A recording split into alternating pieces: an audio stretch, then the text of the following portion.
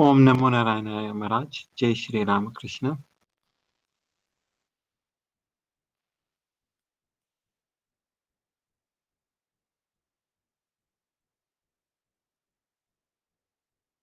We shall start with the prayer. Om Sthapakaya cha dharmasya sarvadharmaswarupine avatara varisthaya Ramakrishnaya te namaha. Namaskar to all of you. Welcome to the study of Great Master Sri Ramakrishna. Now the Deepavali has already started. So I wish all of you a very happy Deepavali, Shubha Deepavali. Now, yesterday we discussed about Sri Ramakrishna's speciality, whereby anybody coming to Sri Ramakrishna, whether they were Vaishnavas, whether they were Shaktas, whether they were Shaivas, whether they were Christians or any people of any denomination, whether they were men or women, feel that Ramakrishna was their own.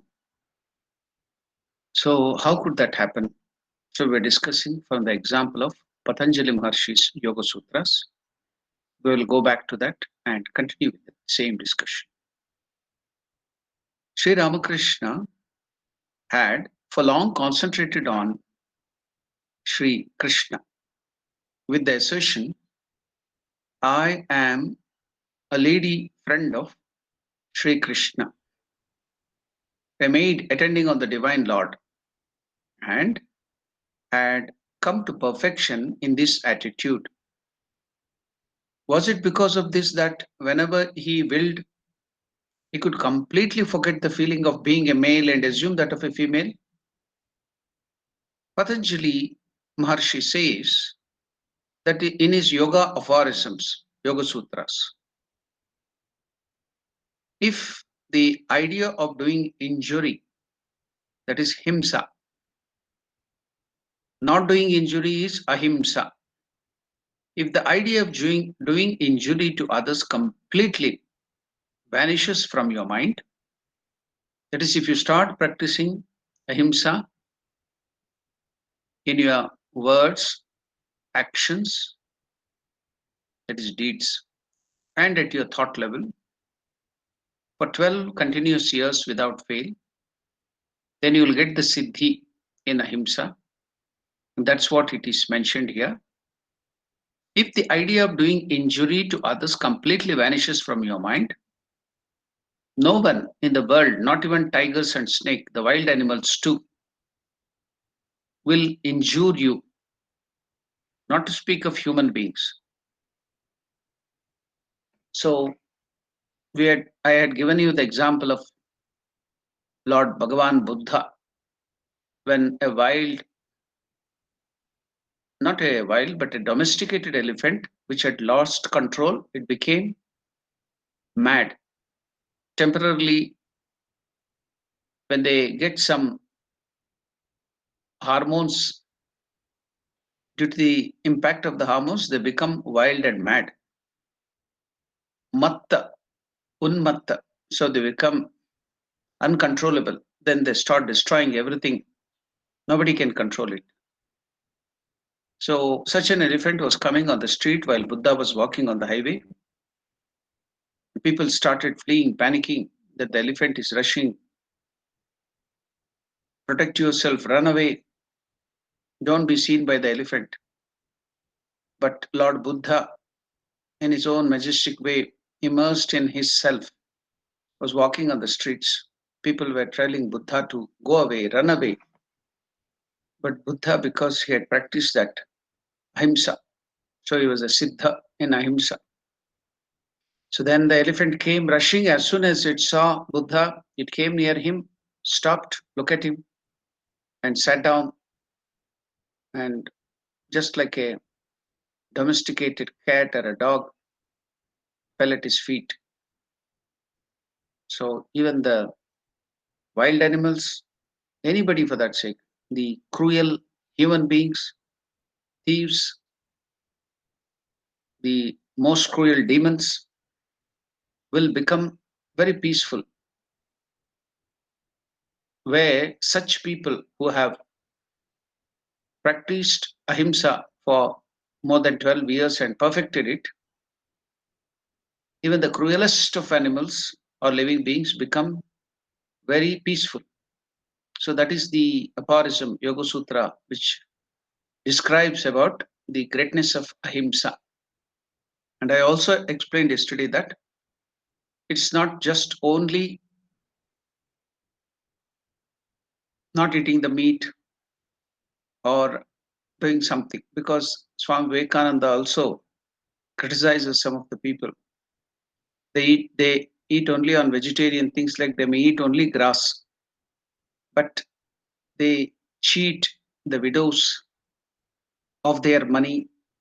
They take away, usurp the property, they pain the people, they hurt the orphans, they loot the poor people. But they are pure vegetarians. They live on, subsist on only vegetables and grass. So that is not ahimsa. So ahimsa is at a very high level. That's why the real test, according to Swami Vivekananda, of ahimsa is absence of jealousy. So, yes, being a vegetarian is good, not harming any living being. But for us to subsist, for us to live, we have to kill so many rice plants. They're also living beings. For my one morsel of rice or roti or dal, I have to kill so many plants. One breath taken inside, so many viruses and bacteria are gone. They killed. The food we eat, we have concentrated hydrochloric acid in our jatara, the jataragni, the fire of digestion. That is the concentrated hydrochloric acid, not ordinary. It kills all the microbes there. No microbe can survive. It's so powerful. So, like that, every step I keep, I destroy so many living beings. Then I cannot move at all. I cannot live at all. Then I have to commit suicide and give up my body because I cannot move even a second. I cannot live without injuring so many living beings. So, the real identity of ahimsa is absence of jealousy. So, go on watching yourself. Do you feel jealous if there is of any other animals, any other living beings, any other woman, any other man who are progressing, who are rich? Then do you feel jealous? They are possessing something I'm not possessing. I wanted something, they possessed it. They have more knowledge than me. They have more degrees and master degrees than me. So do I feel jealous or do I feel happy seeing the same Atman in me, the same Lord who is in me is also present in them. So it's me who has got all those things. So that is the idea behind it. If you can have that feeling of oneness, then absence of jealousy is the real test of ahimsa. When Swami Vivekananda was going as a parivrajaka somewhere in the forest in North India, maybe in Himalayas, he had not taken food for maybe 8 or 9 days. He was hungry, no food. He was almost about to faint in the forest. With great difficulty, he was walking. No food for it. Can you imagine? No food, no water for 8 or 9 days. Then he was so tired. He just sat down under the shade of a tree in the forest. And he saw another hungry lion coming there in the opposite direction towards him. So then he felt, oh, the tiger is hungry and is very much in need of food. I'm also hungry. At least I can't eat the tiger and quench my hunger. Let that tiger eat me, and at least let that tiger be satisfied. So Swami Vivekananda never moved a bit. He just sat, and in a smiling face, he was watching the tiger. Let me be the food of the tiger. Let the tiger quench its hunger and feel happy. That was his mood. He was looking at the tiger as if mentally he was inviting the tiger to eat him and quench its hunger, fulfill its hunger. So the tiger came very near, looked at Swami Vivekananda sitting there, no expression. It saw him for some time, then turned back and went away. Hungry tiger. Can you imagine? Tiger is one of the cruelest animals. Even sometimes when it is not hungry, if it sees a human being or something near its territory, it comes and kills him. Whether it may eat him or not, it may hide that animal for eating afterwards and then go away. Very rarely does it you can see some kindness in the heart of the tiger. But in spite of it was hungry and seeing Swami Vivekananda, it just forgot its hunger. It became very calm and quiet and went away. Similar thing happened in the life of Swami Vivekananda when he was moving about.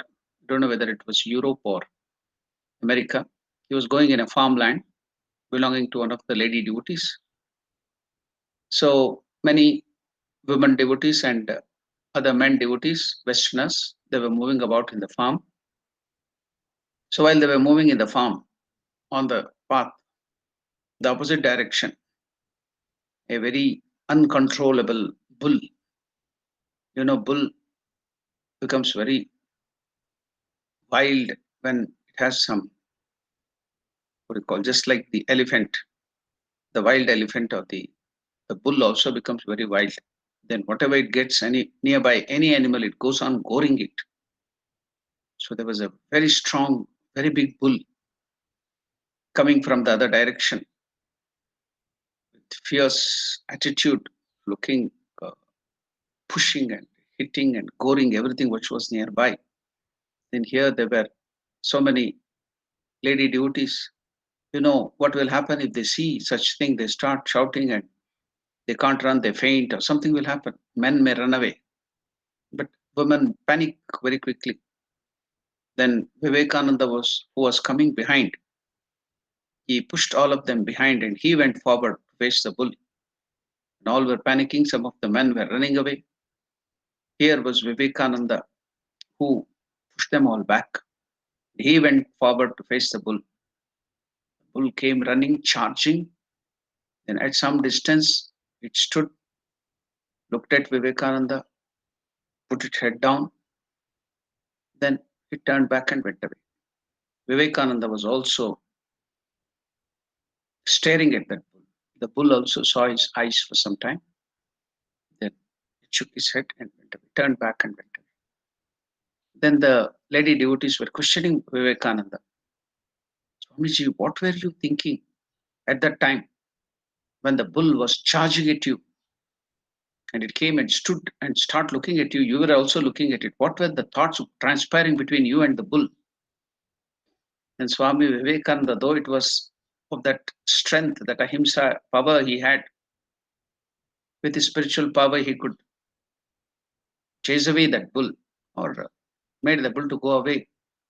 But he very, in a humorous way, told, I was just calculating, mathematical calculation, that if the bull comes and gores me or hits me with its horns, so how much meters am I going to jump in the fling in the air and go and fall down behind? So I was calculating, mathematical calculation I was doing in the mind, mental calculation, what would be the strength of the hit, and how far will I go from here and just fall down? How many bones will be broken? So I was calculating, mathematical calculation I was doing in my mind. He just told humorously. That was just a humor, but the bull, wild bull also, or the mad bull also became very calm in his presence and went back. So you can see that yoga aphorism, if the idea of doing injury to others completely vanishes from your mind, no one in the world, not even the tigers and snakes, the cruelest of animals, will injure you, not to speak of the human beings. The very idea of doing injury to you will not cross their minds when they see you. This must be understood to be equally true of all the other feelings of the mind, such as, so again, this must be understood to be equally true of all the other feelings. So this is himsa, feeling of cruelty. Likewise, all other negative thoughts in our mind, like such as lust, anger, etc., that also will go away in the other people. All that negative thoughts will vanish when a great soul who has realized God, who is always thinking of God, due to his satsanga, due to his mere presence, so the atmosphere, some radius around his presence, maybe to the some 5-6 meters or something, 10 meters, in that the area wherever he goes, he purifies that, the tanmatras, wherever, after some time, even after going from that place, will be purified. The place where he stays, he stands, will become a seat of pilgrimage. So all the other things, not only of the himsa, the cruel animals, the cruelty will go away, but here Sharadanandaji Maharaj is telling that not to speak of human beings, But wild animals too will lose their wildness, they become calm. The very idea of doing injury to you will not cross in their minds, in anybody, for that, not only human beings, even in animals. When they see you, if you have perfected yourself, realized God, or if that one idea of ahimsa, if you have perfected that thing, ahimsa, these things are going to happen. But if you are an avatar Purusha, if you have realized God completely, this must be understood to be equally true of all other feelings of the mind, such as lust, anger, etc. So many examples of this fact are found in the scriptures, Puranas. One, however, will suffice here. So now Shardanandaji Maharaj wants to give one of the examples from the Puranas. There are so many examples in the Puranas, but here Shardanandaji Maharaj wants to give one example that will suffice. So what is that beautiful example given by Shardanandaji Maharaj from Puranas? Shardanandaji Maharaj wants to take the example of Shuka Maharshi and Vyasa Maharshi. Vyasa Maharshi's son was Shuka Maharshi. So the stainless young, you know that Shuka Maharshi, even the moment he was born, he was a realized soul. He was a Gnani. He came out with the knowledge of God, knowledge of Parabrahman. He was a Gnani, born Gnani. Not afterwards being born, he realized God. He had realized God even in the womb. So he came out as a Gnani. So that's why here they are using the term, the stainless young Shuka Maharshi, free from Maya and always merged in God consciousness, was passing along, having renounced the world. As soon as he was born, because of that Gnana, because he had got the knowledge from Lord Shiva himself, because of the presence, he was hatched. He was in his earlier life a parrot, Shuka. That's why he gets the name Shuka. He was a parrot. Because of the presence, satsanga of Divine Mother Parvati, and also Gnana of immortality, given by the knowledge of immortality given by Lord Shiva himself. So, as soon as he was born from the womb of the wife of Shuka Maharshi, he was a realized soul. So, the moment he was born, he was not a baby, he grew up like a youth, and he would never wear any clothes because there is no bondage. He was always naked. Just after he was born, he was grown because of that knowledge. He got up, no bondages, no attachment to father and mother, was always immersed in God. He left the house, just walked away, thinking, meditating, no bondage, nothing can hold him, no house can hold him. He's Aniketana, Vishwa Manava already. We just started walking. Always merged in God consciousness. The words used here are very, very special. The stainless Amala Niranjana. Anjana means stain. Niranjana is stainless. The stainless young Shuka Maharshi, free from Maya, and always merged in God consciousness, was passing along, having renounced the world almost as soon as he was born. And now it was the turn of Vyasa Maharshi. Though he was a great soul, he had this Maya, he had the attachment, oh, he's my son, he's going away.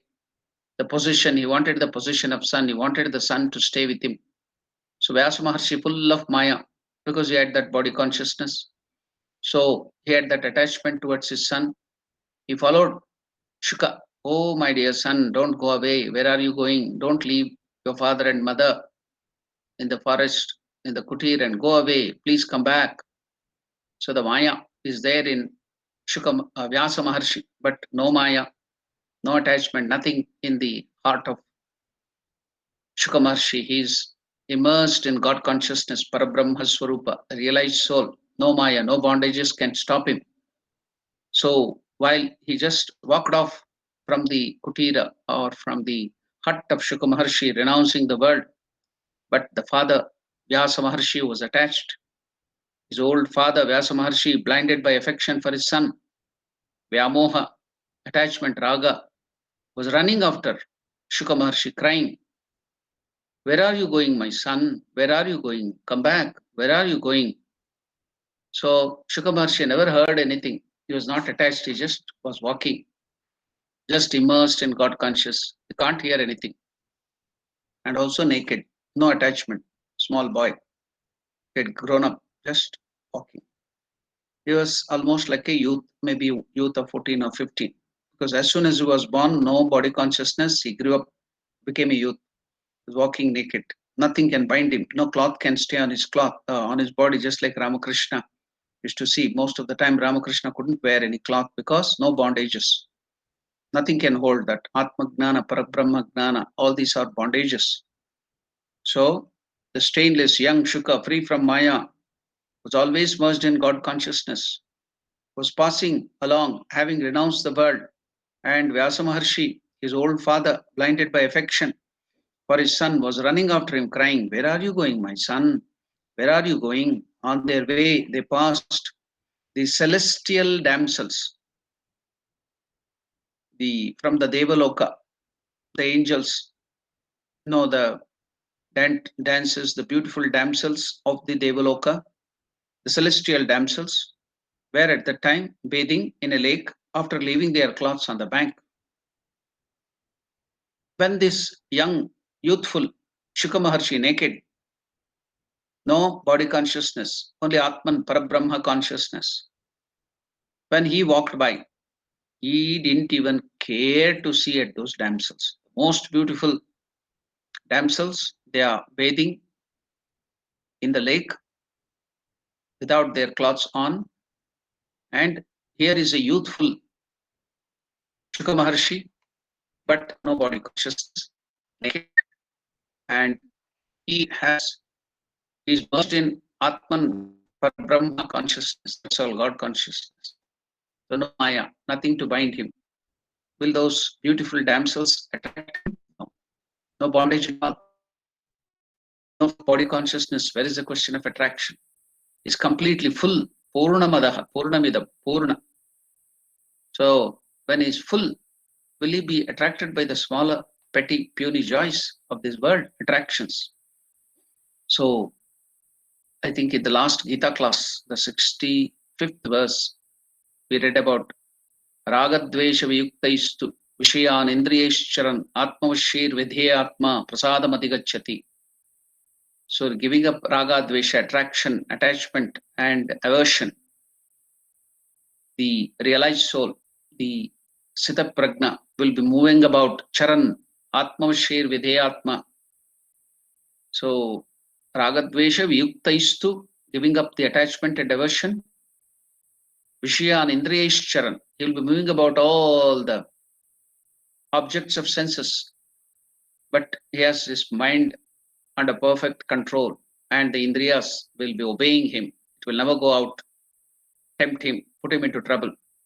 So such a person, Sita Pragna, even while moving about in the midst of the attracting things, Prasadamadigachati, he will be in a state of tranquility.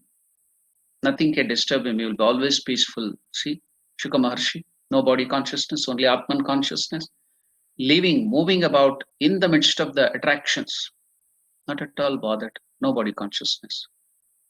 So he passed by where the damsels were bathing, leaving all their clothes on the bank. They were taking bath, all the damsels, the celestial damsels, bathing in the lake after leaving their clothes on the bank. But Shuka passed by, they felt no bashfulness. They didn't feel shy, they didn't run away, they didn't try to cover their body or qualms.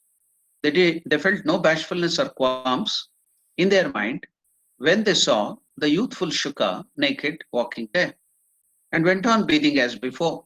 They were not at all disturbed by the movement, by the moving of or going of Shuka there. So they went on as if nothing has happened, bathing as before. But as soon as this very old Vyasa Maharshi, very old man, but he has covered his body, he has the cloth on, arrived, all of them covered their bodies in great haste. They felt bashful. They felt shy, lajja. They had qualms. They covered their body in bashfulness, in haste. Then Vyasa Maharshi was perplexed, surprised. He thought, ah, this is very strange indeed. My youthful son passed by before them, and also he was naked, and they did not even stir. They didn't even bother. They were not disturbed by that youthful son naked passing by when they are taking bath, all the celestial damsels. But now they feel very shy, lajja. They feel bashful on seeing me, this old man. I'm such old man and I'm covering my body. They feel shy. They feel bashful when they see me so old. But when my young son, youthful son, that to no cloth on his body, when they were taking bath, they never felt shy. There was no lajja, there was no bashfulness. What is this peculiar thing happening? So Vyasa Maharshi started thinking, ah, this is very strange indeed. My youthful son passed by before and they did not even stir, but they feel very shy on seeing me. And that too, I'm an old man. And so he couldn't contain his surprise. He went to those celestial damsels and questioned them about the reason for the strange behavior of those ladies. They are the celestial damsels. So when questioned, the celestial damsels, the ladies answered, oh, Vyasa Maharshi, your son Shuka is so pure that the only thought he always has is in his mind is, I am the self of the universe. I am the Atman, I am the Parabrahman of this universe, I am the Paramatman of this universe, I am the self of this universe. No other thought other than he is the self of the universe. So your son, Shukha, though he was youthful, no cloth on the body, no body consciousness, and is thinking always he is the self of the universe.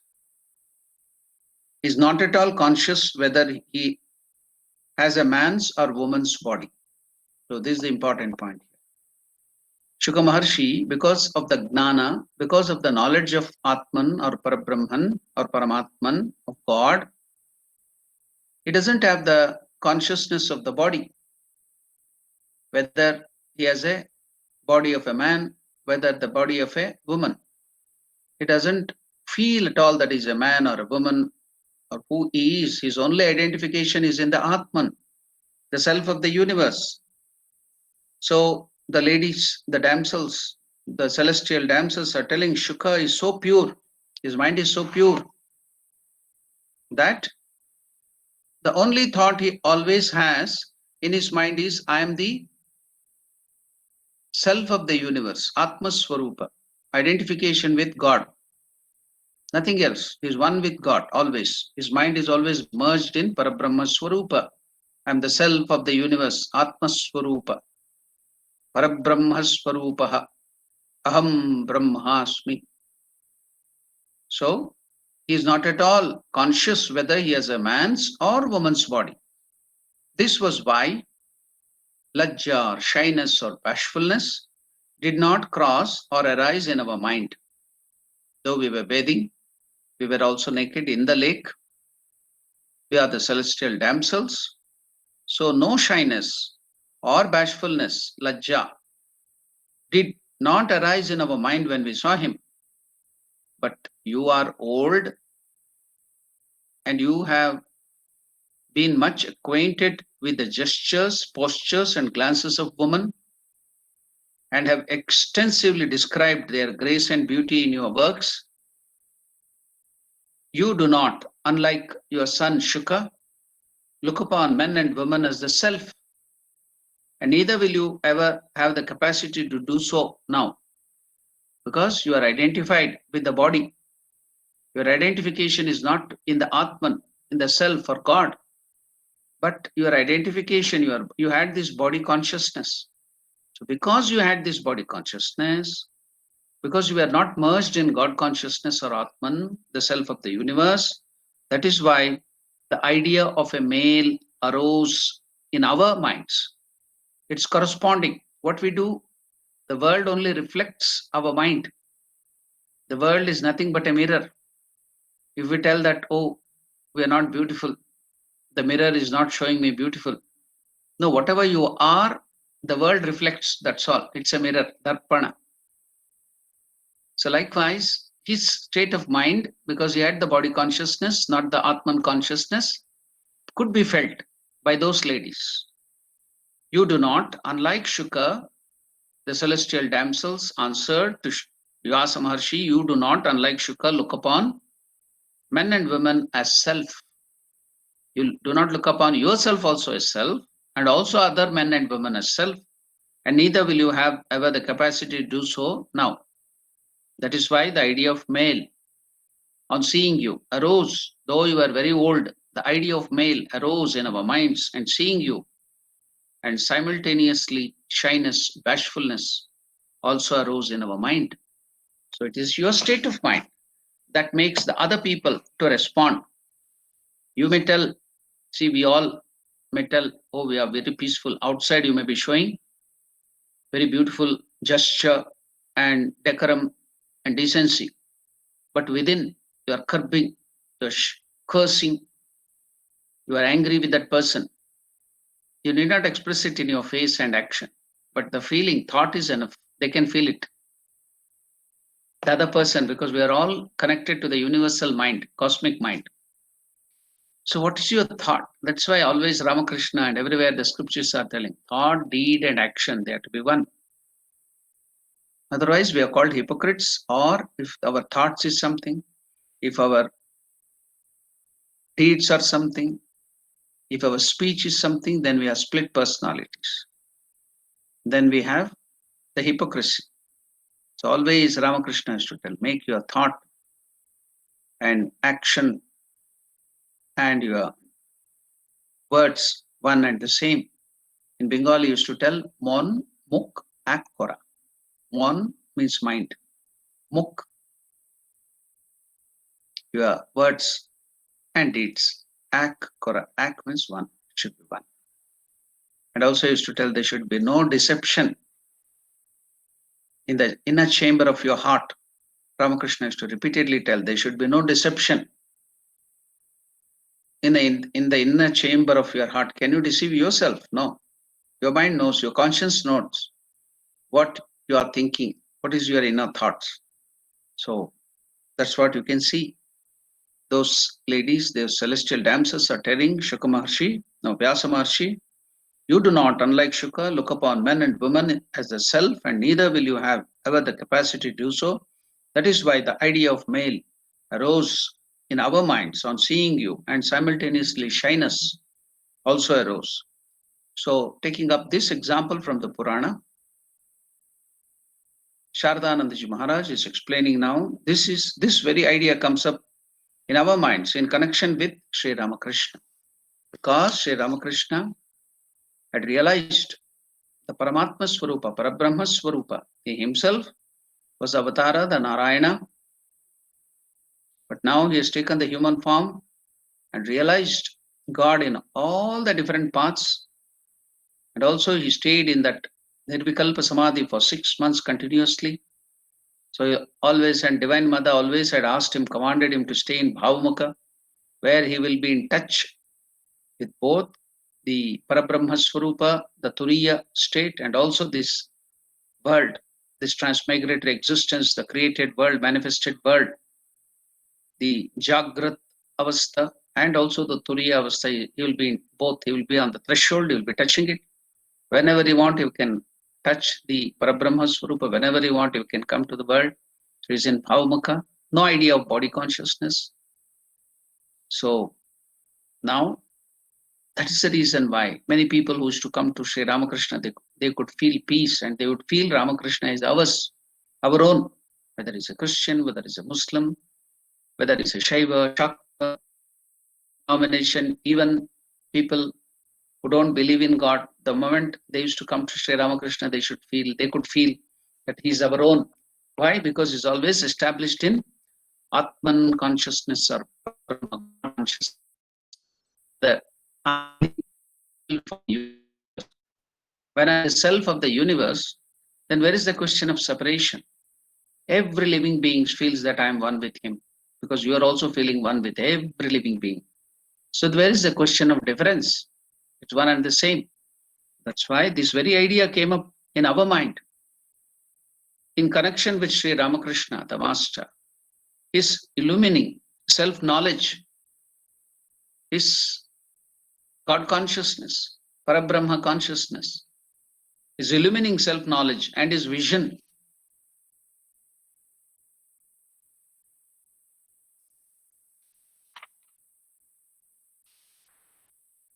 of the self, his vision of the self in all beings.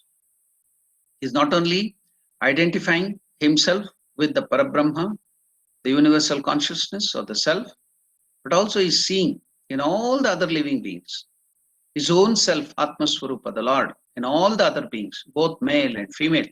So where is the question of differentiation of body of male and female? The Atman doesn't have the differentiation of male and female concept. The principle is not there.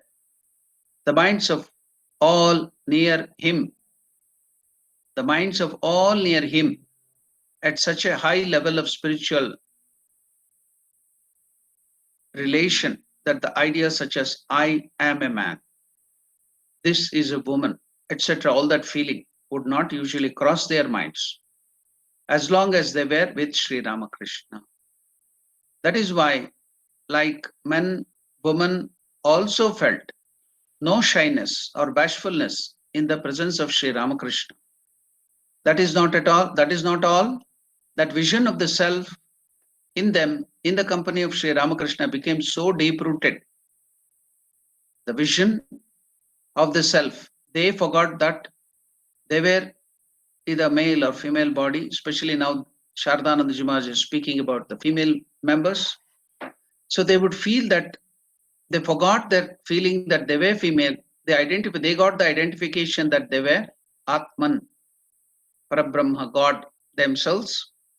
So that vision of the self in them, in the company of Sri Ramakrishna, became so deep-rooted at that time that at his request they performed easily and without any hesitation those actions which they would have ordinarily hesitated to do and which they would never perform at the request of anyone else. So the vision of the self in those women in the company of Sri Ramakrishna became so deep-rooted. They also felt that they were Atmaswarupa, the self of the universe at that time, only when in the presence of Sri Ramakrishna. And at his request, they performed easily and without any hesitation those actions which they would have ordinarily hesitated to do and which they would never perform at the request of anyone else. At Sri Ramakrishna's request, those ladies of very respectable families who never traveled anywhere except by carriage or palanquin walked on barefoot through the main road at daytime to the bank of Ganga, took boats and traveled to Kali temple at Dakshineshwar.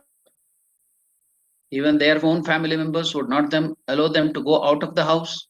Even in the house, there were the separate quarters for the women. There, the men of the outer family couldn't enter that women quarters. There would be screen always. The women couldn't come. If there are any other men of outside houses, they couldn't come out of that screen. That parda system was there. Even while coming out, they have to cover their in the palace. They walk outside, face even. So such was social condition at that time. But such women of high respectable family, here the reader should remember that in those days such ladies would not come out in public. At the master's request, those ladies of very respectable families who never traveled anywhere except by carriage, horse carriage, or palanquin, walked on foot through the main road at a daytime to the bank of Ganga, took boat and traveled to the Kali temple at Dakshineshwar. What was more, they would perhaps go at the behest of Sri Ramakrishna to their neighboring market and make purchases for him and would return on foot to Calcutta at dusk. An example or two will make the matter clear. So why, how could they do? Why did they feel no hesitation and why were they ready to obey any command of Sri Ramakrishna? Because he was completely merged in that Atman consciousness. They would not get any feeling, they would not get any feeling of difference in his presence, at his words. It was towards the end of 1884 that the Holy Mother Sharda Devi was then at her father's house at Jairambati. Balram Basu went to Vrindavan with his father. With them, Rakha, Swami, then also Gopal, Buddha Gopal, Swami Advaitananda, and several other devotees, men and women. A lady of a respectable family of Bagbazar, who had heard of Sri Ramakrishna, had a great desire to come and see Sri Ramakrishna. She expressed this to a woman acquaintance of hers. The latter was told of this because she had been frequently visiting Sri Ramakrishna for the past 2 years. A plan was made, and in the afternoon of the very next day, the two arrived at Dakshineshwar. They saw the door of Sri Ramakrishna's room closed. They looked through the peep holes in the northern wall of the room and saw the master was resting. Therefore, they went to the Nahabat, the place where Sri Sharda Devi used to stay. But at that time, Sharda Devi was not there, she was in Jairambati. Therefore, they went to the Nahabat where the Holy Mother used to live and waited there for Sri Ramakrishna to wake up from his rest. Sri Ramakrishna got up a little later and on opening the northern door, found that they were sitting on the veranda of the first floor of the Nahabat. He called out to them, to those ladies, "Hello, come here." When the woman devotees came and sat down, Sri Ramakrishna got down from his wooden cot and sat near the woman. Generally, Ramakrishna would sit on his cot. There were 2 cots. Even if you go now to Dakshineshwar, in that room of Ramakrishna, you can find 2 cots. So now Ramakrishna was sitting on that cot. When the woman devotees came and sat down on the floor, Sri Ramakrishna got down from his wooden cot and sat near the woman devotees who was known to him. At that, she felt shy and was going to move away a little when the master said, "Why this shyness? Realization of God is not possible as long as there is shyness, aversion, and fear. When these characters are there, you cannot realize God." Making a movement of his hand, "I am verily what you are." He told those woman devotee, "I am verily what you are," by pointing to the hair of his chin, because Ramakrishna would always have a beard. Because of tapasya, because of his spiritual intense austerity, his body has become so smooth. His skin had become so soft. So he couldn't allow the barber. In those days, it was all barbers coming and shaving. So the barber's knife would take off him because the skin was so soft, like butter. So if they would remove with that blunt knife or something, it would bleed or that skin would go off. That is the reason why Sri Ramakrishna had beard always, you see. It could be clipped, that's all. But he couldn't shave completely because of the softness, so soft like butter. So now one of the Swamis was from another state. He didn't know the language of Tamil. He was posted in Tamil Nadu. He was from another state. His mother tongue was different. He didn't know that language, but after coming to Tamil Nadu, he had learned the language, Tamil language, and he used to give lecture. So he had developed the art of lecturing in Tamil. He was very good at it. But it's very, very difficult to give up your mother tongue, you see. The impact of your mother tongue will be deep rooted. So there'll be so many words from Sanskrit and common things. Those words will be used in one language in a different way and another language in a different way. So in Tamil language, one word was there, which in his mother tongue was meaning something else. So while talking, I told Ramakrishna had practiced so much of austerities, and his skin and the whole body was just like butter, as if there is no bones at all in his body. It felt as if it was just butter. You touch the person of Sri Ramakrishna, it was just like butter. It was so soft, as if there is no bones in his body. So if the bones are there, you can feel it is hard. But Sri Ramakrishna's body was just like butter, so soft that if you touch the person of Sri Ramakrishna, it would feel as if there is no bones in his body at all. That was the expression he wanted to give. So he did it. Then the people were surprised. They were asking, what happened? Why is Swamiji telling like that?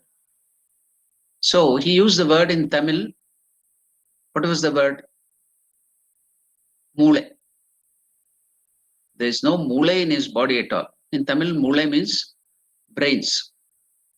In the mother tongue of that Swami, mule means bones. In Tamil, the meaning for mule is brains. And what is the word in Tamil for bones? Elubu. So the Swamiji, because of his mother tongue influence, he told Swamiji, he told all the audience in his lecture that Ramakrishna, because of his austerities, he became so soft. The body was so soft, it felt as if there is no bones in his body at all. It was so soft. That was his expression. But the language he used in Tamil is, it looked as if Ramakrishna never had any brains. He was so soft that Ramakrishna never had any brains. That's why the people there were surprised to hear, what is this Swami telling that Ramakrishna never had any brains? Because the meaning of mule means brains in Tamil. But in his mother tongue, it was bones. So he told as if there is no bones in his body. But the meaning felt there was as if Ramakrishna doesn't have any brains. So just humor. Let us give it up. What I wanted to tell was Ramakrishna's body was so soft.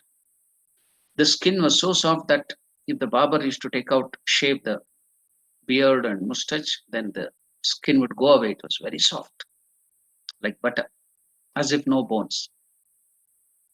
So Ramakrishna couldn't shave. So he had to clip. That's also. Always you can see afterwards, after the sadhana, you can see Ramakrishna always with a beard. That's the reason.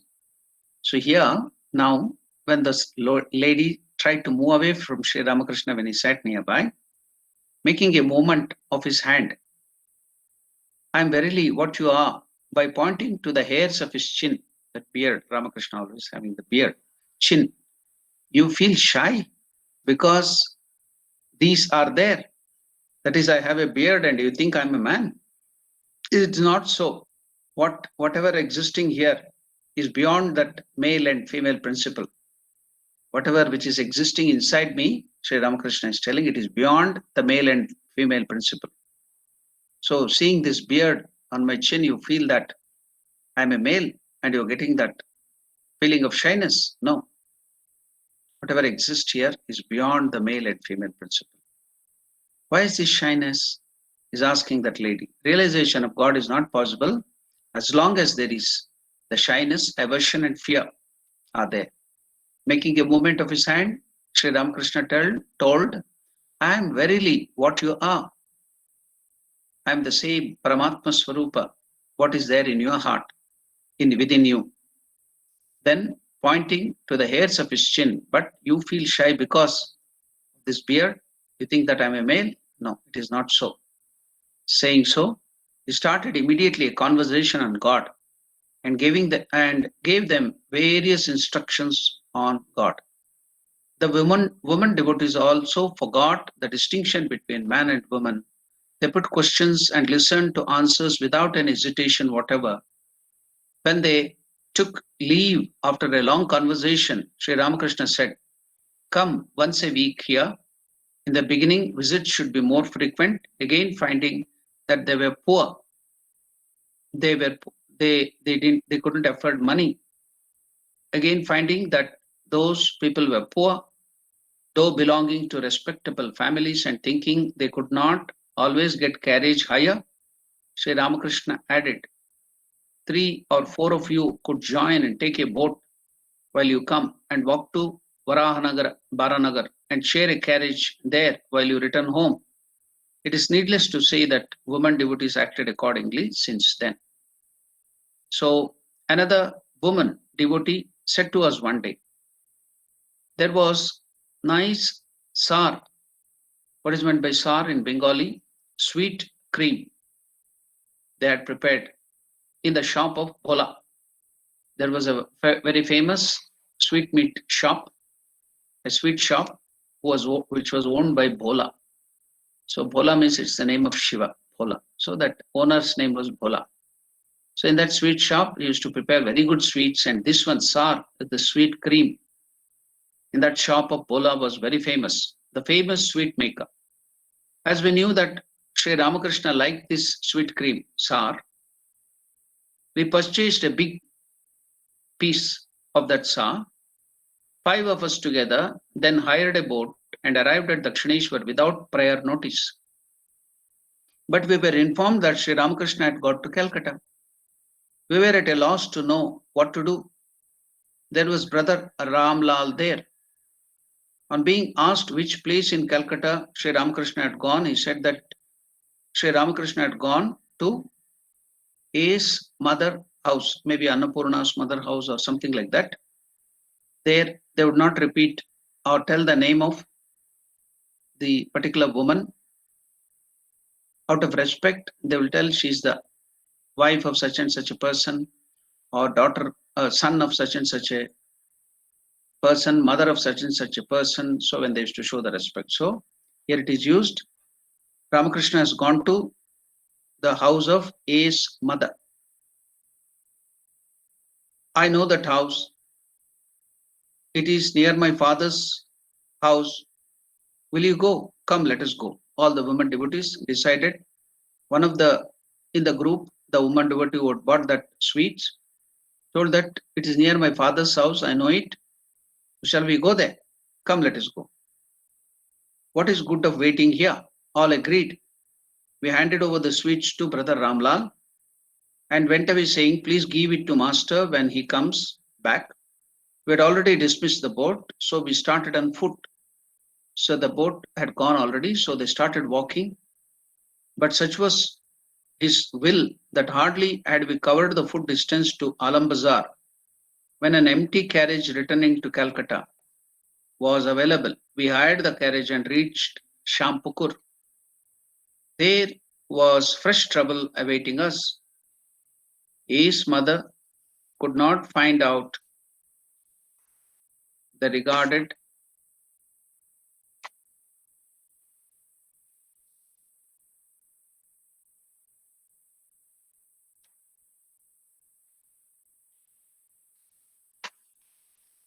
A's mother could not find out the house. They couldn't find the house because they didn't have this Google map and other things in those days. Everything should be searched physically there. After taking us from place to place, she stopped the carriage in front of her father's house and called a servant. He came with us and showed the house. Thus we succeeded, after all, in searching the teacher's house. After all, in reaching the teacher's house. How can I blame A's mother either? She was 3 or 4 years younger than us. She was about 26 or 27 then. A mere daughter-in-law, she had never walked on a road. Moreover, the house was in a lane, and how could she recognize it? We reached it with great difficulty. We were not then acquainted with the teacher's family. Entering the house, we saw that Sri Ramakrishna sitting on a small wooden cot in a small room. There was no one near him. As soon as he saw us, he laughed and said affectionately, "Ah, how could you come here?" We saluted him and told him the whole story. He was very happy and asked us to sit in the room and began to talk on various subjects on God. Everyone now says he did not allow women to touch him or even to approach him. We laugh to hear it and think, oh, we are not dead yet. Who will know how kind he was? He had the same attitude towards men and women. But it is true that if women stayed near him long, he would say, please go now and pay obeisance to the presiding deities of the temple. We have heard him ask menfolk also to do likewise. However, that may be, we were sitting and speaking with him. Those two of us who were elderly sat very near the door, and the rest three of us in a corner within the room. When Pranakrishna Mukhyopadhyaya, whom Sri Ramakrishna called the fat Brahmana, Pranakrishna Mukhyopadhyaya came quite unexpectedly. Should we have gone out? No, that was out of question. For where were we to go? There was a window near the door. The two elderly ones took their seats there, and the rest, the three of us, made our way together under the cot on which the master was sitting and lay there. Each one of us had her whole body swollen on account of the mosquito bites. What could we do? There was no possibility of movement. We were lying still. The fat Brahmana, Pranakrishna Mukhyopadhyaya, talked for about an hour with Sri Ramakrishna and left. We then came out laughing. So Sri Ramakrishna was then taken to the inner apartment for light refreshments. We accompanied him there. The master afterwards got into the carriage to go to Dakshineshwar. We all then walked back home. It was about 9 p.m.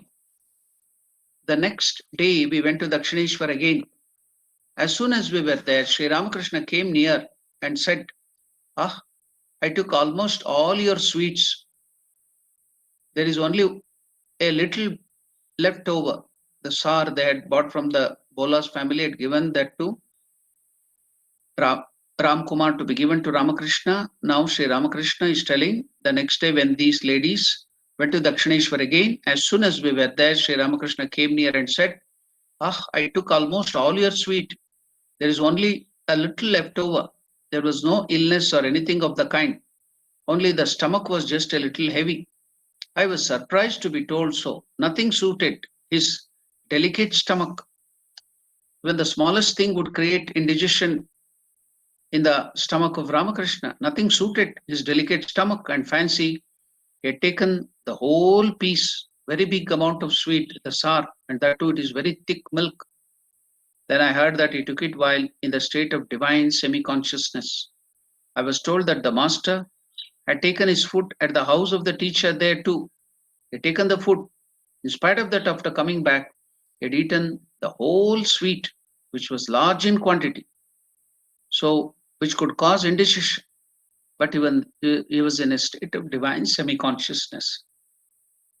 So then nothing suited his delicate stomach, and fancy he had taken a whole piece of that sweet sar.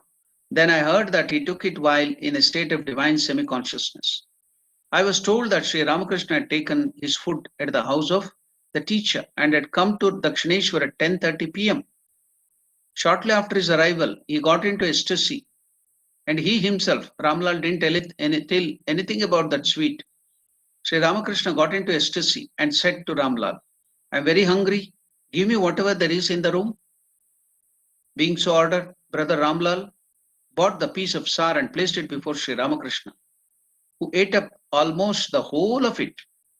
Then we remembered that we had heard from Holy Mother Sri Sharda Devi and Sister Lakshmi of his taking abnormal quantities of food sometimes in the ecstatic mood and digesting them. Ah, so overwhelming was the grace he bestowed on us. So overwhelming was the grace bestowed on us, it cannot be expressed in words. What that compassion was and what attraction. Even we ourselves do not know or understand how we all used to go to him and do all those things. Why? We cannot now go. After Ramakrishna giving up the body in Samadhi, they are telling now why we cannot now go in that manner on foot anywhere to unknown people's house without informing anybody, to see a holy man or to listen to spiritual talks. Now we have become older, even now we can't go like that, but then we do not know how we could go. Such boldness has vanished with him, by whose power we acted that way. We do not know why we have been living to this day after we lost him. Many similar examples can be given. Those who never went out of their houses were asked to go and make purchases in the market, and also to beg from door to door, in order that their pride and egoism might vanish.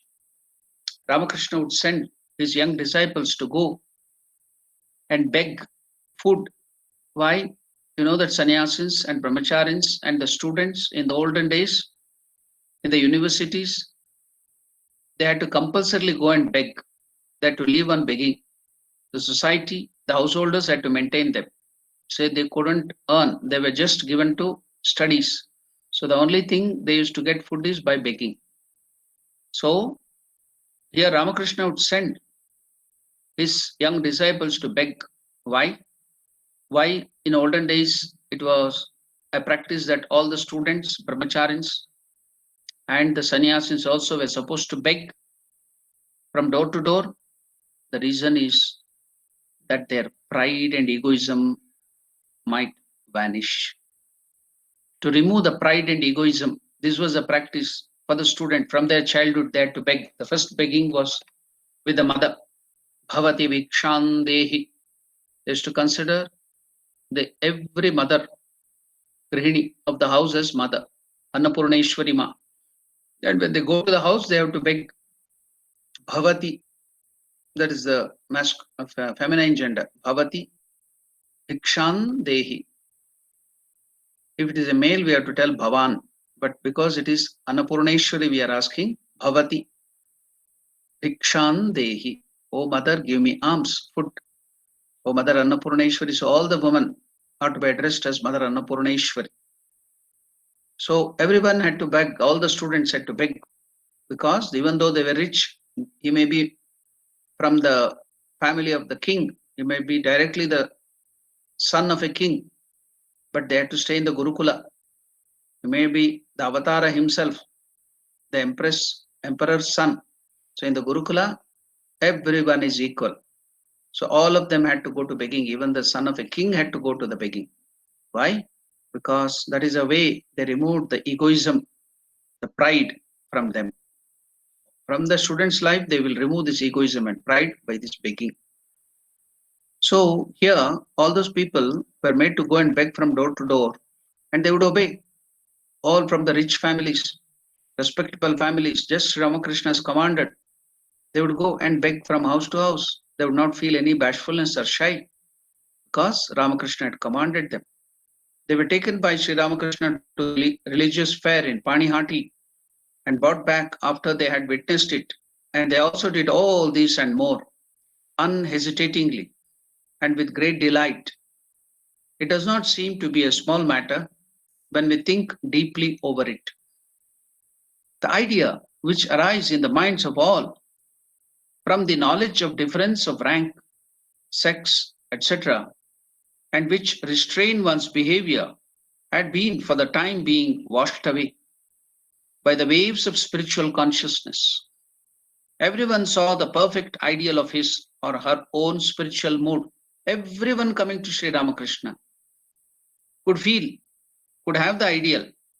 Everyone saw the perfect ideal of his or her own spiritual mood in Sri Ramakrishna, who was an embodiment of different divine moods.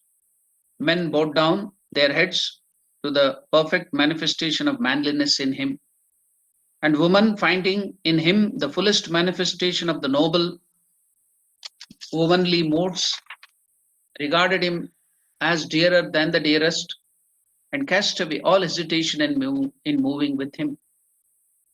The master would now and then mimic. He was expert in mimicry. We are told that Ramakrishna had so many master degrees, expertise. So he was expert in mimicry. So Sri Ramakrishna would now and then mimic the gestures and postures of everyone. Any good dramatist, any good Harikatha, the balladeer, or any gestures of women or men. Once if he had seen, he could imitate it very nicely, mimic it. So the master would now and then mimic the gestures and postures of women, much to our merriment. Even the woman devotees, seeing that gesture of woman mimicked by Sri Ramakrishna, they would feel surprised. So that would also make them surprised. How could Sri Ramakrishna show the movement of woman in such perfection? So Sri Ramakrishna would now and then mimic the gestures and postures of women, much to our merriment. We were surprised to find the mimicry so exact. On one occasion, a woman devotee said to us in this connection, one day Sri Ramakrishna began to show in our presence the gestures which women make when they see the men. The pulling of the wheel, so they will cover the gungat, the pulling of the wheel, pushing back of the tresses near the ears, pulling the cloth over their breast, speaking various unnecessary and meaningless words. The imitation was perfectly accurate. We saw it and began to laugh, but we felt shame and pain, thinking that Master was thus looking down upon women. We thought, why are all women like that? After all, we were women. We would naturally feel pained if anybody caricatured women like that. Sri Ramakrishna immediately understood and said affectionately, well, I don't mean you, the good family members. This is all the caricature of some people, some woman. So other woman, well, I don't mean you, because Ramakrishna could read the mind of that woman. You are not of that demoniac nature. It is a woman of that nature only who behaves that way. Every one of the devotees of Sri Ramakrishna had more or less seen the coexistence in him of the moods of both men and women. Girish had an experience of this nature one day and took the liberty of asking Sri Ramakrishna, Girish Chandra Ghosh.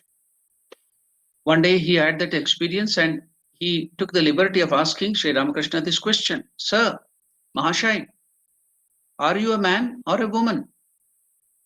Girish Chandra Ghosh asked Sri Ramakrishna, Mahashai, Sir, are you a man or a woman?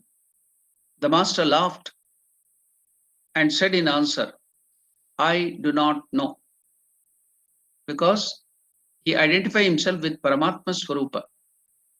So Paramatman or Parabrahman or Atman doesn't have any linga, doesn't have any sex, whether male or female or whatever. I do not know. Who would now decide to which sense Sri Ramakrishna made that remark?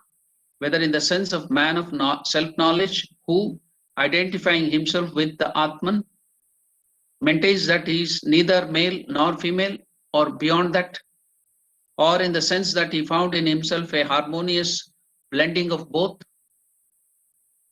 dwelling in Bhavamukha.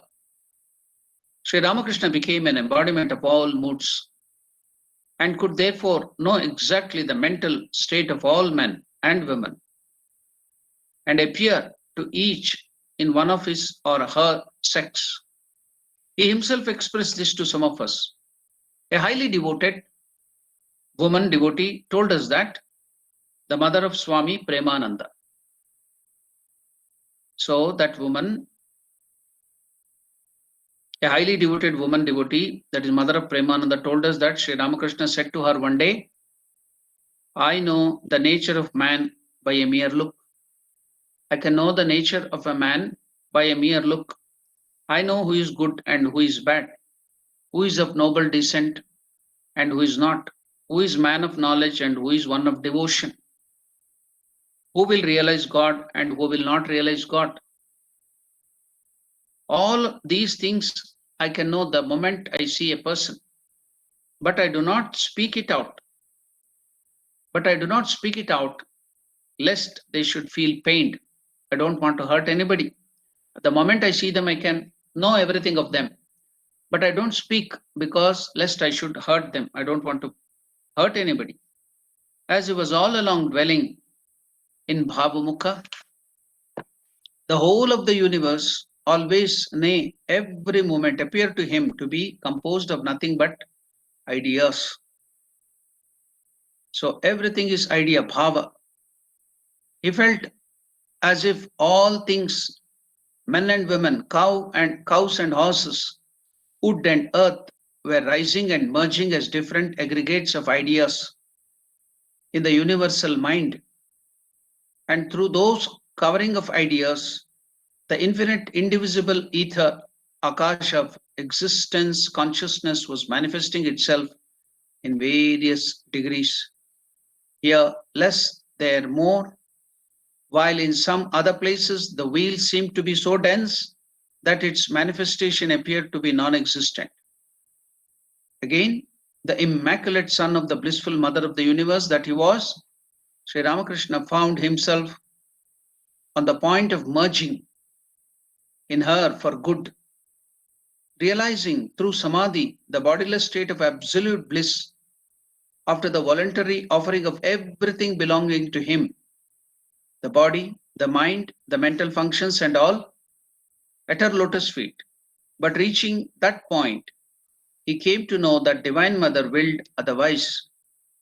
In complete obedience to her command, he forcibly covered his mind, which had got fully merged in the indescribable state devoid of duality and non-duality, with the wheel of Vidya Maya, the force tending Godwards, and engaged himself in carrying out her behest. The universal mother, the embodiment of infinite power, on her part, became pleased with Sri Ramakrishna. And although she kept him encased in a body, she always kept his mind keyed to a lofty pitch in a high state of oneness, from which all ideas rising in the infinite universal mind were always felt to be his own. The identification was so intimate and natural that whoever saw him felt that Sri Ramakrishna was the son and the son of Divine Mother. Felt that Mother, the identification was so intimate and natural that whoever saw him felt that the mother was the son and the son the mother. Both were consciousness. Both were consciousness. The abode is consciousness. The name is consciousness. And the Lord is consciousness.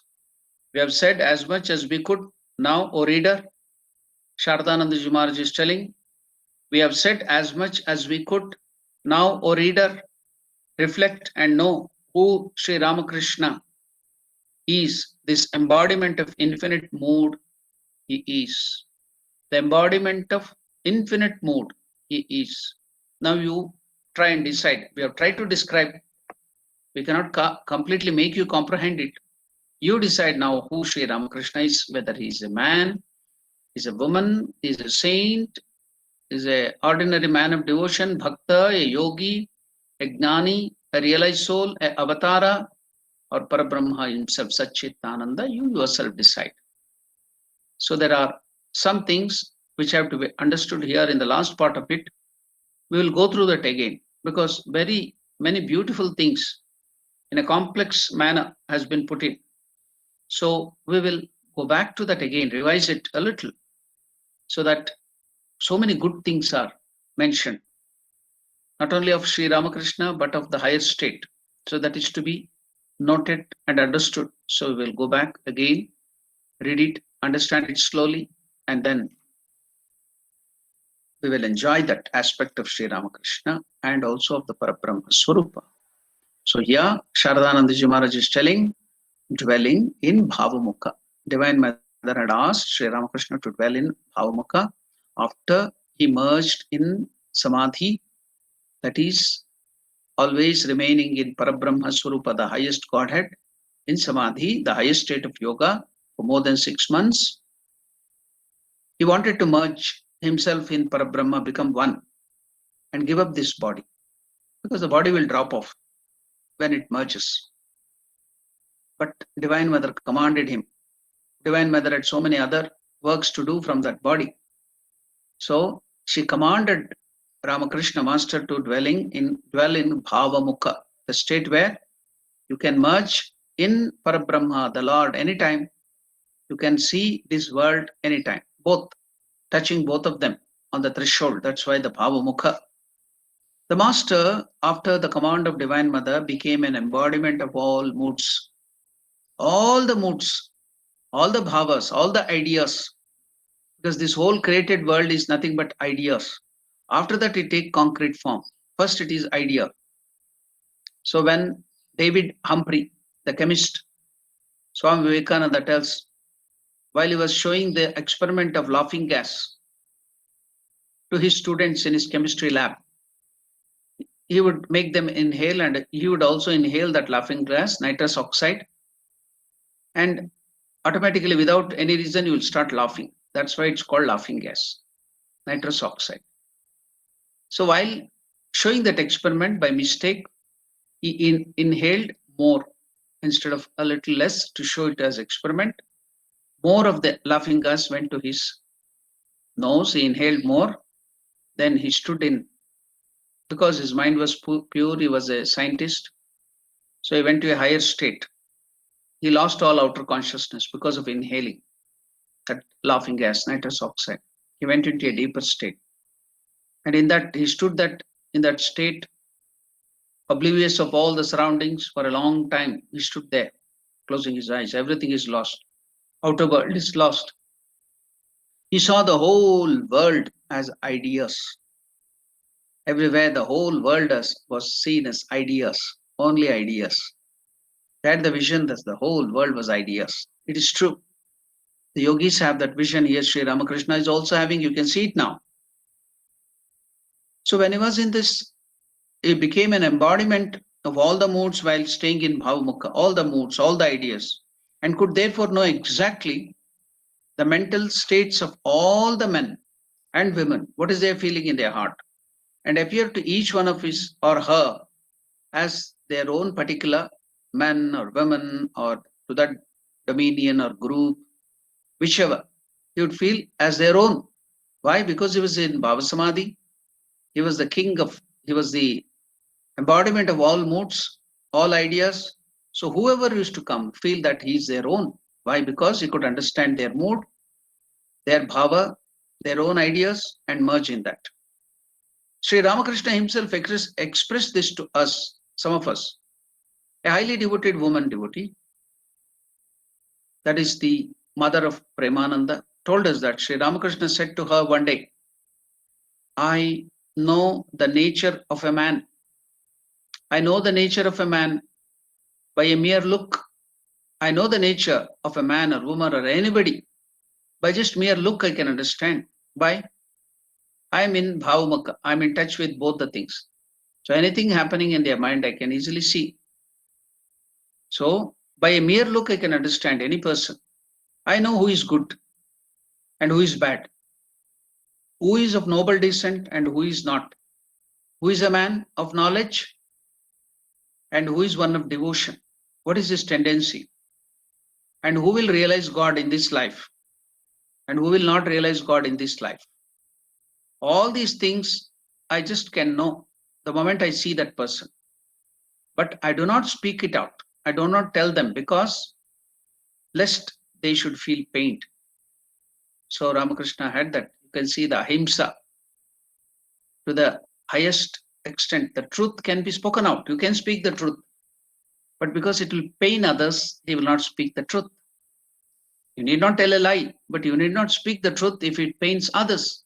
That is also an higher aspect of ahimsa, not hurting others. We tell that we are all vegetarians, we are all practicing ahimsa, but we can't control our tongue. We go on telling, babbling so many things, not knowing whether it would hurt others. We go on behaving with others, it will pain them. We don't think for others at all. So, and we call ourselves the great ahimsa vadis. So it cannot be so. So see, the thought of Sri Ramakrishna is not to pain anybody, even at the higher level too. So even though he can see everything, whether it's good or bad, or from a noble descent or ordinary descent, a bad descent, or whether he will get realization or he will not get realization. What is his tendency? Everything, future, past, everything can be known. But he would not speak it out, lest it should feel pain. You can see the extent of ahimsa, so that I should not pain anybody. Only if they request what to know something, spiritually progress, then only if they need it, he would tell. Otherwise, he would not tell. Why? It should not pain anybody. So that was the extent of ahimsa he used to practice. As he was all along dwelling in Bhavamukha, that higher state, where he could see the ocean of Satchit, Ananda, Parabrahma Swarupa, and the world created world, everything. He was in that Bhavamukha threshold. The whole of the universe always, nay, every moment, every second, the whole of the universe, every second, nay, every moment, appeared to him to be composed of nothing but ideas. That's why I told the vision of David Humphrey. The whole world is ideas. He felt as if all things, men and women, cows and horses, wood and earth, were rising and merging as different aggregates of ideas in the universal mind. The universal mind, they tell, if you go to Kailasa Parvata in the Tibet, there is the Manasa Sarovar. They tell it is the mind of Brahma. And the river which comes to India through Arunachal Pradesh and comes to Bengal, it's called Bangladesh, and it goes to the sea there. It is called Brahmaputra because it is its origin in Manasa Sarovara. Near Kailas Parvata, there is Manasa Sarovara. They call that is the mind of Brahma. So all these ideas crop up in the mind of Brahma, the Chaturmukha Brahma, the Hiranyagarbha. So that's why just the idea of Brahma, the creator, it becomes so real. It is all ideas in the beginning. So it will be staying there. The whole world exists in the form of ideas. Then Lord Brahma repeats that name, and then the form comes. So it is first the name. That's why we have that idea in the form of name, and that's why the name of the Lord is so powerful. Why do we do the japa, the bija mantra of the mantra? So the name is more powerful than the God, or equally powerful as the God, the name, because it is first the idea in the form of name, then form comes out. Then when the form goes away, it merges back into the ideas. The whole created world is nothing but ideas rising out in the mind of the Chaturmukha Brahma, the creator. So first it is ideas, then it becomes the reality. Just like now the scientists or some innovators, they make so many new things. What was that in the beginning? It was the ideas in their mind. They were the plan, they were the idea, they were the thought, they were the imagination. Because they dreamt, they thought that idea so intensely and made it a reality that it became a substance. So it was all in the form of idea of Chaturmukha Brahma.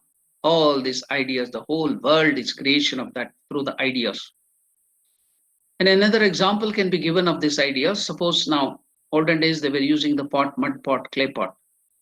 Now people don't use it. It is all metallic, aluminium, that, and these so many plastic pots, everything has come. Nobody does use the mud pots. Let us hope now the mud pot is extinct. Everything is gone. Nobody knows what is this mud pot. Or so many things, so many animals have got extinct. The scientist will be telling, oh, so because of the human, this thing encroaching the forest, so many dinosaurs have gone, so many rhinoceros, that and these have gone, so many species of animal have gone, so many plants have gone, they're extinct. But don't worry, just like this pot, if it is destroyed from the state of pot, and everybody has lost it, but still it exists in the form of ideas. The pot or anything which has got extinct, which has lost its form, they still exist in the form of ideas. Whenever it has to be expressed, it can come out again because it is already in the form of ideas. Anytime it can get a reality. So before getting into this manifested world, the whole world exists in the form of ideas, unmanifested, prakriti. So it is all dealt in one of the school of Vedantas started by Kapila Maharshi, the Sankhya, everything in detail, all the scientific things which even modern day science has not reached nearby. All that has been discussed in Sankhya Yoga. You can see here, even the ordinary discussion here is at a very high state where the science even cannot peep. So, Bhavamukha, the whole of this universe always, every moment appeared to Sri Ramakrishna to be composed of nothing but ideas. He felt as if all things, men and women, cows and horses, wood and earth, living and non-living, everything were rising and merging as different aggregates of ideas in the universal mind. The Chaturmukha Brahma, that's why he's the creator. Everything rises in his mind as the ideas, and that becomes a reality. That's how Brahma creates everything. Everything is there in the form of ideas. Already so many times, because the creation is cyclic, the same thing is repeating again and again and again. It is cyclic. Nothing new is coming out. So all these things, me sitting here talking about Great Master, you sitting there in your own houses during the pandemic and in your own cozy atmosphere of the house, the discussion being heard has happened millions and millions of times earlier, and it will happen millions and millions of times again. So it is cyclic. So all this is become reality now, but earlier it will go and merge. Everything is recorded and it is in the form of ideas. See, now whatever now I have talked about Great Master, everything which I have talked is now recorded in the form of ideas, and it stays in the YouTube channel. Whenever you want, you can go to that. It is there in the form of ideas. You put on the switch, put it into your connection to the radio or that laptop or the mobile, and that which is in the form of ideas comes open into the concrete form, take a concrete form. It's just like that. So Ramakrishna, in his mind, when he was in Bhavamukha, the whole of this universe, every moment appeared to him, every second, always, every moment appeared to him to be composed of nothing but ideas. He felt as if all the things, men, women, cows, horses, wood and earth, living and non-living, were rising and merging as different aggregates of ideas in the universal mind. Because he was one with the universal mind, he could see both. So he could see that rising and merging a different creation, that is creation, in the universal mind, and through those coverings of ideas, the infinite indivisible ether of existence, consciousness was manifesting itself in various degrees. And that is these varieties in creation. Why everything is varying, the variety?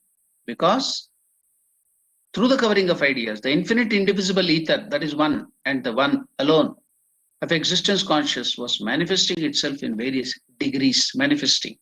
That's why you see so many varieties, difference. Here less, there more. While in some other places, the wheels seem to be so dense that its manifestation appeared to be non-existence in the non-living things. It looks as if the manifestation of God is non-existing, but it is still there. Even in the dead matter, plastic, wood, everything, God exists, but the manifestation is the least. So, existence, consciousness, the Atman was manifesting itself in various degrees, varying degrees. Here less, there more. While in some other places, the wheels seem to be so dense that its manifestation appeared to be non-existent. Again, the immaculate son of the blissful mother of the universe, that is Sri Ramakrishna. The immaculate son of the blissful mother of the universe that he was, the master, Sri Ramakrishna, found himself on the point of merging in her for good.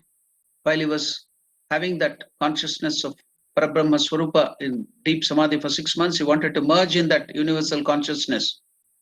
Again, the immaculate son of the blissful mother of the universe that he was, the master found himself on the point of merging in her for good and giving up the body, realizing through Samadhi the bodiless state of absolute bliss after the voluntary offering of everything. Voluntary offering of everything belonging to him. Now you can understand what is real Sharanagati. We claim, we all tell, oh, we have surrendered everything to God. We'll surrender. We will surrender. Sharanagata Sharanagata Sharanye. We may sing thousands of times, millions of times. But do you mean it? Do we have real surrender? We tell we have surrendered. Sharanagata. But we will be doing our own whimsical things. We'll be doing with our ego. Where is Sharanagati? See, you can see the real Sharanagati here. What is that? Ramakrishna is real Sharanagati, surrendered. Again, the immaculate son of the blissful mother of the universe that he was, the master Sri Ramakrishna found himself on the point of merging in her for good, realizing through samadhi the bodiless state of absolute bliss after the voluntary offering of everything belonging to him, his ego, his body, his mind, his intellect, everything voluntarily offering at the feet of mother. That is surrender. No ego, no intellect, just merge in mother. The divine will be your will. The divine will be your will. So that is Sharanagata. Just telling in the word Sharanagatoham, Sharanye is not enough. You have to mean it. You have to do it.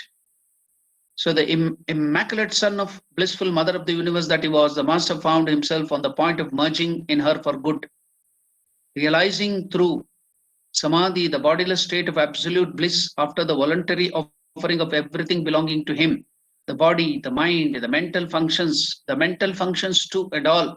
That is Sharanagati. That is self-surrender. Not simply telling in our mouth and then after something happens, crying in pain. Oh, I had given all this thing, surrendered at the feet of the Lord, and now I have so much problem. No, that is not surrender. Once you have surrendered completely, then where is the question of pain? Where is your own self? So, Master found himself on the point of merging in her for good, realizing through samadhi the bodiless state of absolute bliss after the voluntary offering. That is Sharanagati, of everything belonging to him. What all? The body, the mind, the mental functions, the ego, everything and all at her lotus feet. But reaching that point, he came to know that the Divine Mother willed otherwise. In complete obedience to her command, he forcibly covered his mind, which had got fully merged in the indescribable state, devoid of duality and non-duality, with the wheel of Vidya Maya.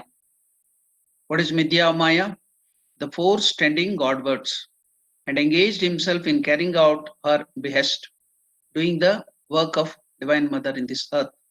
The Universal Mother, the embodiment of infinite power, on her part became pleased with Sri Ramakrishna, and although she kept him encased in a body, she always kept his mind keyed to a lofty pitch, a high state of oneness from which all ideas arising in the infinite universal mind were always felt to be his own. The identification was so intimate and natural that whoever saw him felt that mother was the son and the son was the mother. Whoever saw him felt that mother was the son and the son the mother. Both were consciousness. The abode is consciousness, the name is consciousness, and the Lord is consciousness. We have said as much as we could. Now, O reader, reflect and know who Sri Ramakrishna is. This embodiment of infinite moods. Who is he? Now you yourself decide who Sri Ramakrishna is. Who is he? He has gone beyond avatar, gone all ideas of everything. Okay, we will stop our conversation. And now it's a time for question and answer and doubts if you have. Tomorrow is the celebration of Deepavali, Saturday. So we will be having a program from 4 to 6. All of you are welcome. That is the South African time. So if it is 4 to 6 in the South African time, it will be 8:30 in Indian time. So all of you can attend that program. There will be bhajans. There will be talk by Revered Sharda Prabhanandaji Maharaj, and I will be also telling the significance of Deepavali. All of you can attend that. Now it's time for questions. If you have any questions, you can ask. Maharaj, Pranam. Yes, Madhusudan, please tell. Yeah, Maharaj, I have this small doubt, not spiritual, but Yeah. if assuming the universal mind continues from creation to creation, Mm. assuming that's the case, Mm. this whole idea of evolution, in my view, contradicts, because if we are all ideas, I am an idea in this creation, I am a complete human being, complete in my entirety as I am. Then why do I have to evolve in the next creation from an amoeba or a microbe to take the form of again a human? So I have to again evolve in the next creation. Why? Because I'm already, as an idea, I'm a complete human being in this creation. See, again, you should understand that when it comes to time, space, and causation, in time, it looks like it is evolving and this thing, but in reality, you are that.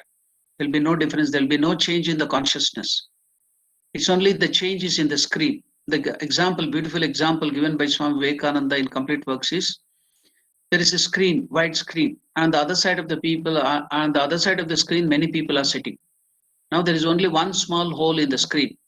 Then you start peeping towards that and see very little of those people on the other side. As you go on increasing the size of the hole in the screen, then you see more and more people on the other side. Then finally, when the whole screen is cut off and destroyed, you'll see the whole manifestation of the people there. So, do you think that the people or the side there outside was manifesting or diminishing or this thing? No, it was only the screen which was evolving or it was diminishing. But the other side, the Paramatma Swarupa is the same thing. Only it started manifesting to you because of that hole or the screen. So this wheel of Maya, making it in that fashion, looking like as if it is evolving, or it is diminishing or increasing or manifesting in that way. So in itself, the Atman never manifests, never diminishes. There is no change in it at all.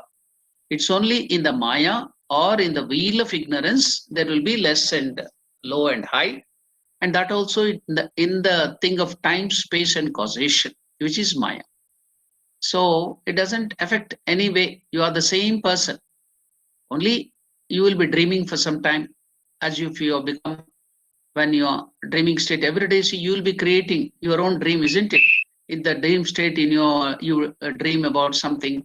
That is all creation in your mind. So, but it is in the mind of Brahma, Chaturmukha Brahma, it becomes so real. For us, if we dream so many things, the ideas and other things in our mind, it's not so strong. So sometimes if you make it too strong, it will become real. That's all. So in the same way, the ideas and the dream of the Lord, the Leela, that's why it's called Leela. Is this creation, it looks so real to us. It is the dream of the Ishvara or the Chaturmukha Brahma. That's all. Okay, Maharaj. Thank you. Any other questions?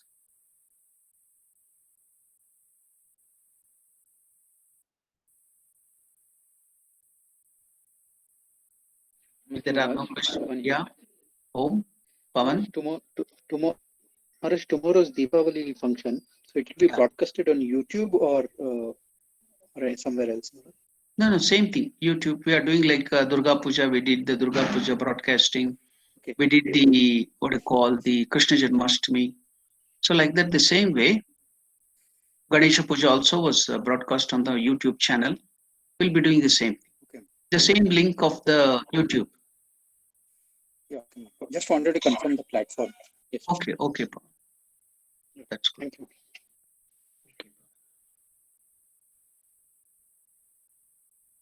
So if there are no questions, then I can conclude the prayer again, wishing you all Shubha Deepavali.